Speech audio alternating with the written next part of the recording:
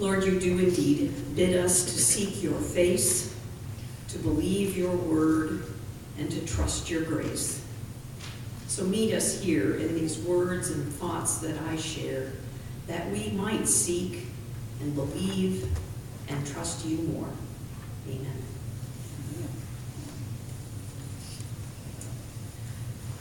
I was hoping that Elizabeth of Capernaum might have showed up again this morning to give us the Derashah, the sermon, but she must be in some other country or some other century, sharing her message that King Jesus is now in charge of the world. And he is kicking out the evil and setting people free. And so I'm just going to have to get along without her this morning. Our gospel story today picks up right where we left off last week. Worship in the synagogue is over, church is done, everyone goes back to Simon's house for Sunday dinner, or actually it's Saturday, it's the Sabbath dinner. Unfortunately, they get there and the meal's not quite ready because the one who is in charge of the hospitality of the house is sick and she's burning up with a fever.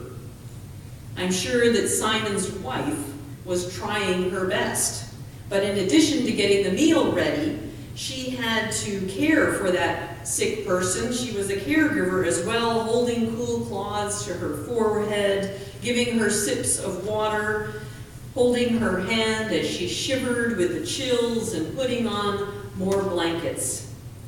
They had no Tylenol to give. They had no antibiotics that they could pick up from the pharmacy.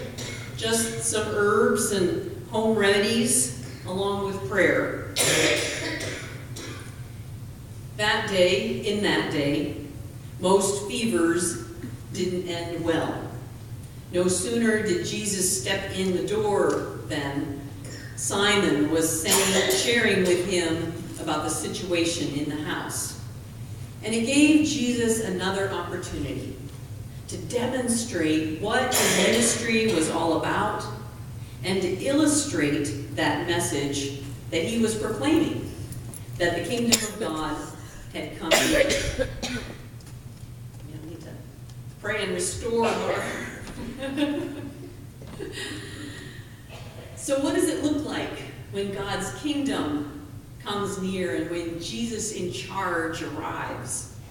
The first thing that we saw earlier in Mark was that it wasn't a solo act. Jesus went fishing for people to join him, and he gave them the job description of fishing for other people to follow Jesus.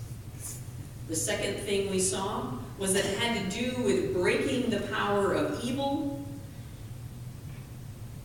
breaking the power, the oppressive power in people's lives, and that Jesus had the authority to set people free.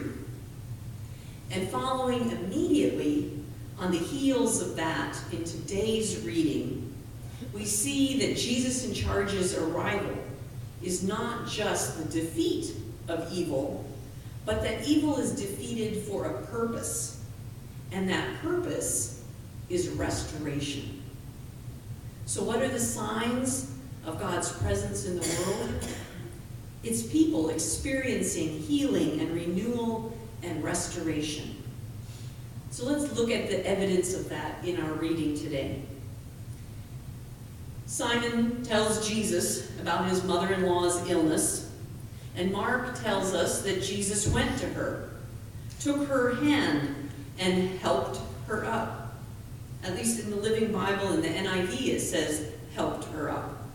In the King James and the RSV, it says, he lifted her up. Or in the Common English Bible and the New Living Bible, it says, he raised her up. The Greek word is egeiro, and it's used in many of the healing stories in Mark. Jesus reaches out his hand to the paraplegic in chapter 2, and he says, egeiro, rise up. And in chapter 5, Jesus says to Jairus' daughter, little girl, egeiro, rise up. And to the little boy that's freed from a spirit that makes him have convulsions, Jesus takes his hand and he gyros him, or raises him to his feet. But that word is also used in several other key verses in the gospel. At the Last Supper, when Jesus is telling his disciples about his imminent death, he says to them, "But after I have egyroed, after I have risen, I will go ahead of you into Galilee." And then at the very end of the gospel, early on Easter morning, an angel speaking to the women outside Jesus' tomb says, "He is egyro, he is risen." At Jesus' word, that fever leaves Simon's mother, just as that unclean spirit left the man in the synagogue, and she is raised up. She is restored to health. She is returned to life. So the first healing in this gospel, the first restoration, is Jesus performing a kind of resurrection. Simon's mother-in-law then experiences another kind of restoration. It's one that's caused consternation for some of us and fuel for oppression by others. Did any of you cringe as Phyllis read the story that no sooner was the woman free of the fever that she was preparing dinner for the men? Did you think, what insensitive cats? Why don't they let her take it easy for a bit? Why don't they say, "Don't worry about us, we'll order pizza"? You know, why didn't they say, "Just put your feet up and we'll serve you"? Now, it may have reflected the male-dominated culture of the time, and it may have been that Jesus healed her so completely she didn't need time to recuperate. And it may have been that to serve Jesus would have been a tremendous privilege for Simon's mother-in-law, and one that she did not want to pass up.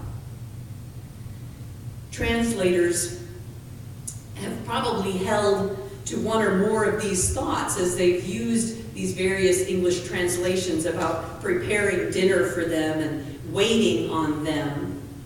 However, the word that Mark actually uses is another key word to understanding the true nature of the restoration that Jesus has brought to her. It says, "The fever left her, and she diakoneoed them." In the Greek, she served them. Diakoneo is the word for which we get deacon and minister. Mark only uses that word 4 times in his gospel story. The first time is when Jesus was out in the wilderness after his baptism, and the angels came and diakoneoed him. They served him and ministered to him. The second is in this story, referring to Simon's mother-in-law. The next is when Jesus is describing the whole purpose of his ministry to his male disciples who just don't seem to get it. And he says to them, "The Son of Man came not to be diakoneoed, but to diakoneo," not to be served, but to serve. These women, one more. There was a 4th instance of using that word, and that was when Mark is writing of Jesus' death and his resurrection. And at that point in the story, he finally tells us that there's been this group of women who don't run and hide when Jesus is being crucified, but who stand by and who are there at the foot of the cross. These are the women, Mark writes, who followed Jesus and diakoneoed him, served him. These women modeled the kind of service that God's people are called to as imitators of Christ. Not as ones who are less than or being used to serve men, but people restored to their true purpose and to what following Jesus looks like. Simon's mother-in-law was the first deacon. the paradigm of Christian service. And in fact, she may very well have been one of the women who joined Simon and Andrew and James and John and Elizabeth of Capernaum as those first followers of Jesus. But before we throw out all of the translations other than to serve for diakoneo, I want to point out another interesting connection, and it may just be in English, but I found it interesting, and that's when we read in one of the translations, like the Good News translation, where it says the fever left her and she began to wait on them. My mind went to our reading from Isaiah today that said, those who wait on the Lord will renew their strength. So Simon's mother-in-law was also restored to her purpose, and then restored to her relationships. Her illness would have caused her to be isolated from her family. And as we talked about last week, being sick, she was unclean, and it would have isolated her from joining the Sabbath community, the synagogue worship that day, prevented her from coming into God's holy presence. And so another significance of her rising up from her illness and being restored in her purpose was that she was restored to the relationships that made her life meaningful. She was restored to being a mother and a wife and a sister and a friend. She was restored into participating in her community and in her faith community. She was able to return to her full role in her household and her neighborhood and her town. Rabindranath Tagore, an Indian poet, wrote, "I slept and dreamt that life was joy. I awoke and saw that life was service. I acted, and behold, service was joy." If service is joy, if work is wholeness, then why do we so often feel so tired? Why is it so common to feel this immense weariness and this intense exhaustion? Jesus models for us another element of God-given restoration. Mark tells us that word got out very quickly about the healing of the man in the synagogue and about Simon's mother-in-law being healed, and as soon as the sun set, that meant the Sabbath day was over, and people could now officially walk longer distances, carry heavy loads once again, like the heavy load of a sick or disabled family member. And the whole town then gathered outside Simon's door. The people bring all their sick and demon-possessed to the door of Simon's house where Jesus is staying. And he has a long, late-night session of healing and driving out inner demons. Jesus, too, must have gotten exhausted. And so what does he do? Just as I shared with the kids, very early in the morning, well before sunrise, Jesus got up and left the house and went to a deserted place where he could be alone in prayer. Being restored also means being restored to a healthy balance of service and sleep. I think I got that next slide. Oh, sorry. That's okay. One more. One more? Missed that one? Yeah. Jesus models for us what is necessary to fuel and maintain a ministry of proclaiming and fishing and healing and restoring. What is absolutely necessary is a restored and vital relationship with God. So in prayer, Jesus is refueled. In prayer, Jesus is given direction about what to do next. In prayer, Jesus is able to stay focused on the priorities. Charles Hummel, who is a follower of Jesus, writes, "Adequate time for daily waiting for God is the only way I can escape the tyranny of the urgent." That tyranny of the urgent is what seized the disciples, the adulating crowds, the pressure, the demand, and the disciples rush out in search of Jesus and insist that he return because everyone is looking for you, they say. Yet Jesus' strength is restored and his vision is clear. He says, let's head in the other direction, to the nearby villages, so I can preach there too, because that is why I have come. He's clear. His balance has been restored. It bothers me a bit, and perhaps it also bothered you, that Jesus didn't heal everyone, everywhere. Mark wrote that all the sick are brought to the door of the house, but that Jesus healed many. Presumably there were some sick and disturbed people left in the town of Capernaum. But Jesus moved on to other towns and to other people, and we're left wondering, why? Why isn't everyone restored?